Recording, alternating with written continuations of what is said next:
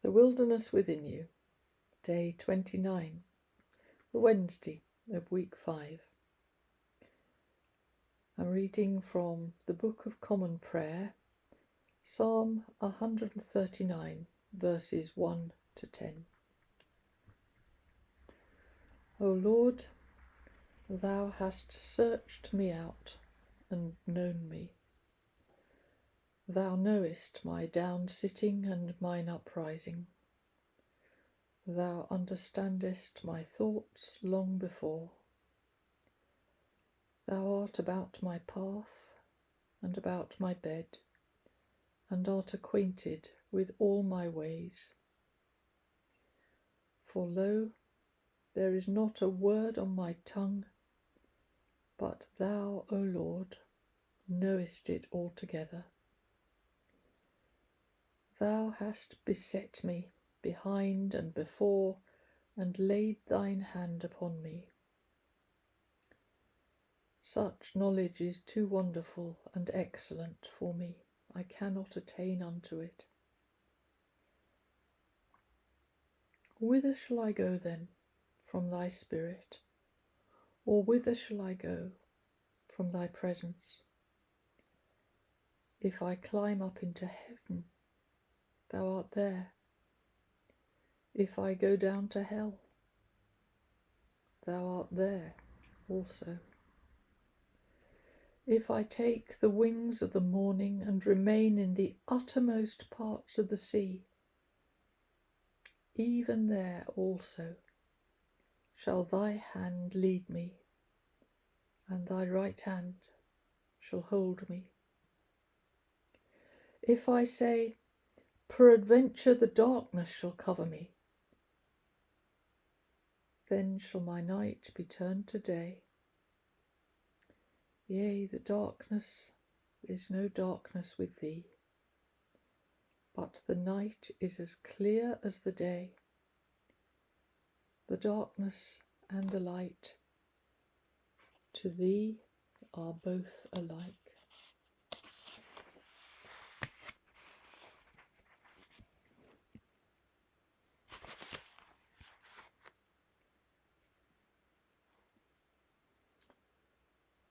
Jesus,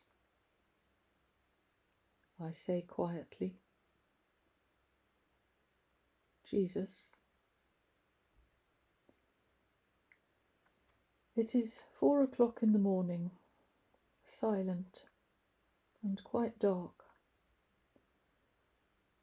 The banks of cloud will have obscured all light from the moon and stars tonight. I think I am alone, but you never know. It's always worth probing the darkness to see, isn't it? Jesus? And then I know He is there with me.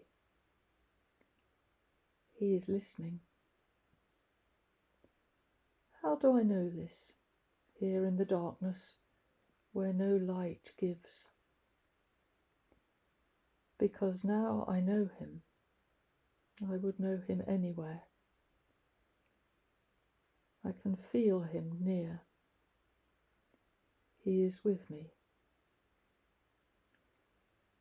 sharing the particular quality of this darkness, this silence, this night. Jesus, I am so angry, so very, very angry.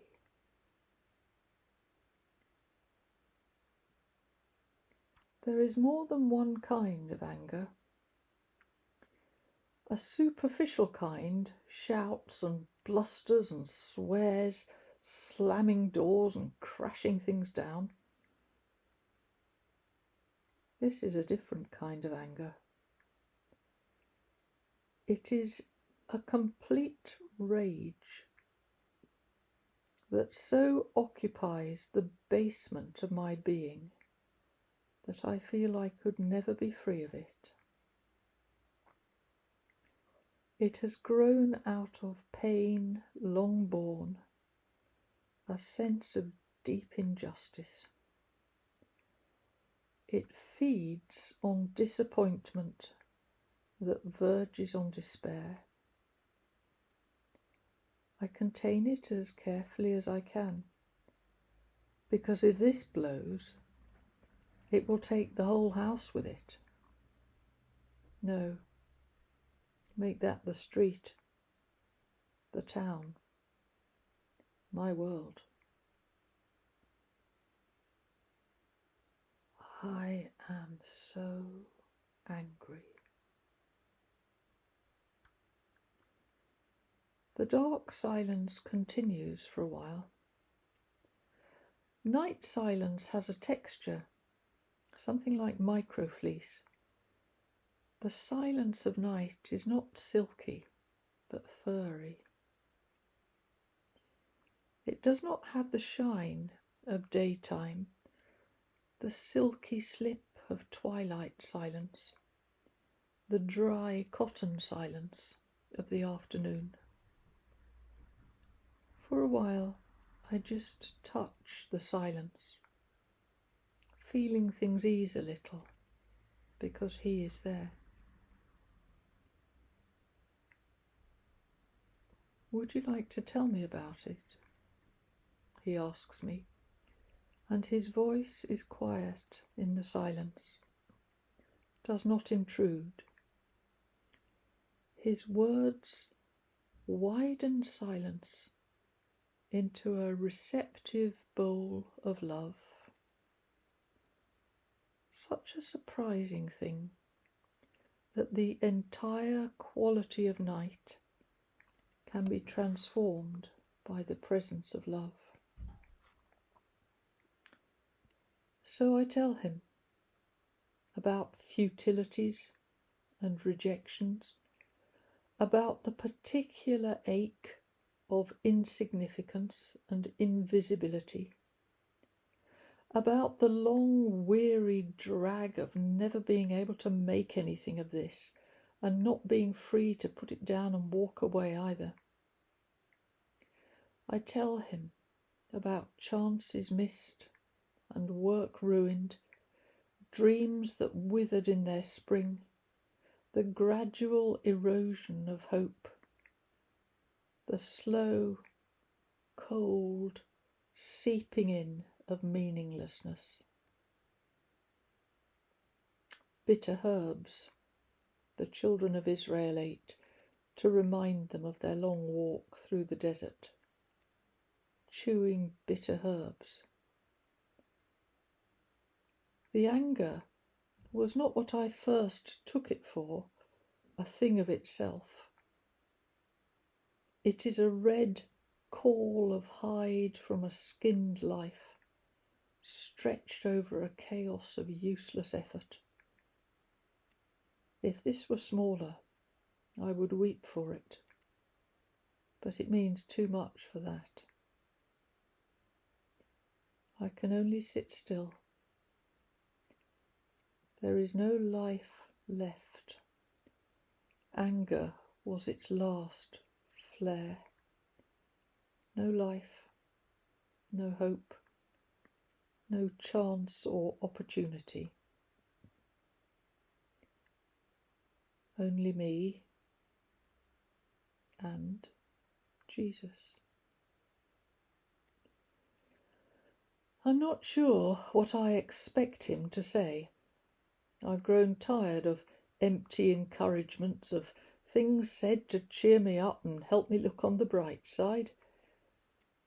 Equally am I tired of blame and criticism when I reach out for something for myself, when I offer my vision, my point of view.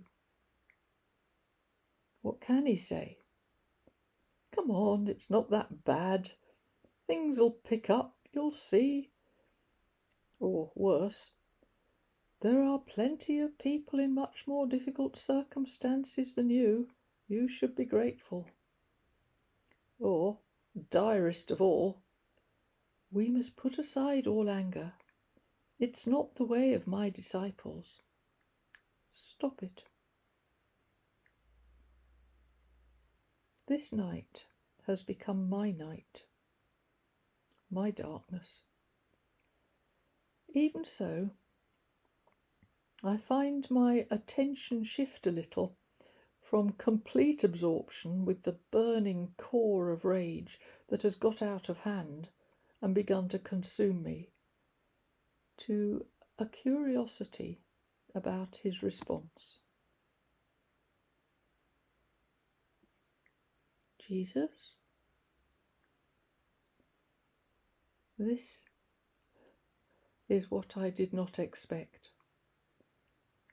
The silence continues a while longer, and in its continuing, the focus of my mind diverts entirely onto him.